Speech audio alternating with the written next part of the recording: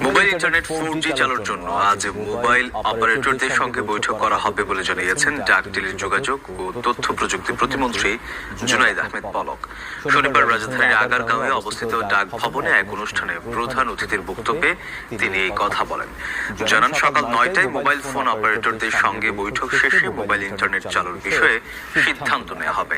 মন্ত্রী বলেন, internet shutdown করা হয়নি। ইন্টারনেট বন্ধ হয়েছিল 3টি ডেটা সেন্টার ও শত শত কিলোমিটার তার পুড়িয়ে দেওয়ার জন্য। এজন্য শুধু টেলিকম খাতে 500 কোটি টাকা এবং সব মিলিয়ে শত শত কোটি টাকার ক্ষতি হয়েছে। ঢাকার উত্তরা, রামপুরা, মোহাম্মদপুর, ঢাকার পার্শ্ববর্তী যাত্রাবাড়ি, নারায়ণগঞ্জ এই এরিয়াগুলোতে প্রায় 50,000 থেকে 1 লক্ষ নতুন সিম কার্ডের আবির্ভাব ঘটে। এগুলোর তথ্য উপাত্ত এবং সূত্র বিশ্লেষণ করে দেখা যাচ্ছে